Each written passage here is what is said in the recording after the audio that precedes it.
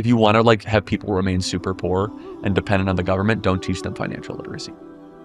And if you want to have them like filling out credit cards at 25% interest, don't teach financial literacy. I don't think being wealthy is that important. Like, do you want to be wealthy of the soul or just have like a bunch of money? If you want to be rich, I can tell you how to get rich. Like, that's actually not that hard. Work relentlessly and solve a problem for people and like dedicate your entire life to it. Most people I meet that want to be rich, they actually don't want to be rich. They want to have the lifestyle of being rich. They don't actually. If your whole reason for living is to become rich, you will become rich. I think if getting material wealth is the most important thing, I think there actually is a playbook for that. Like, honestly, not being poor is awesome. That's like the best thing I could tell you.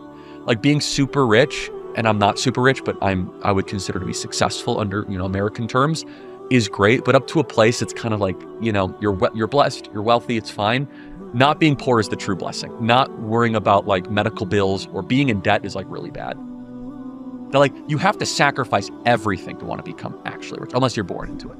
Like no nights, few weekends. I traveled 3,000 days over a decade. I'm a million miler in American, Delta, United. I'm in all 50 states multiple times.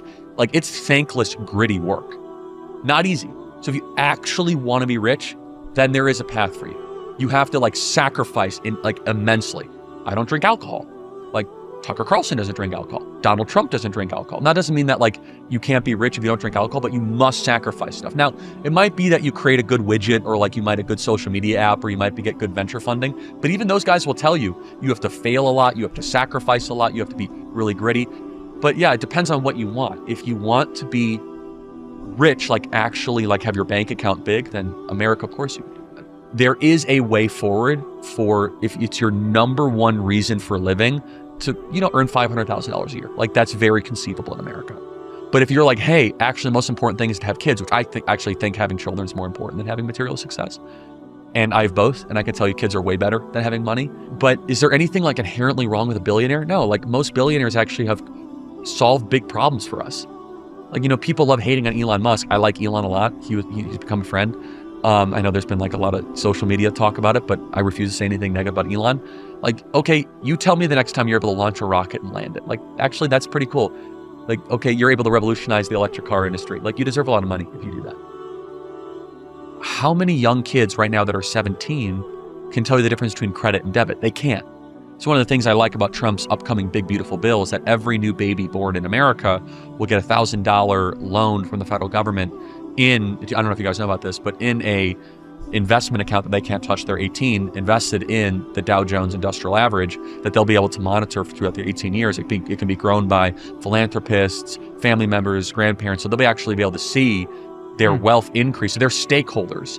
So if we have 2 kids, if we have another kid, that kid will immediately have a investment account that's only a one-way drop box. You can't access this money until you're 18. So it actually creates ownership units for the next generation. If you want like the secret to get rich, it's actually like not super hard. It's like live below your means, save your money, invest in good companies, and then find good ideas and read a lot. If you just read a lot and you understand, like all of a sudden you'll see trends and you'll be well informed. Again, I don't want to make it seem like it's super easy, but it depends what you define by rich. But I'll say one final thing. People are so bad with money. Like again, if your top priority is getting drunk, okay, then go do that. Like I know a lot of people, they're like, I want to be rich. I spent $700 going out this weekend. Like, I guess you don't want to be rich, okay? You want to feel good and you want to have a bunch of, toxins go through your liver, but you actually don't want to live a life of happiness and contentment. And I'm not a moralist. If you want to drink, go ahead. It's a free society. Go do that. But then don't all of a sudden complain to me that you're not materially wealthy.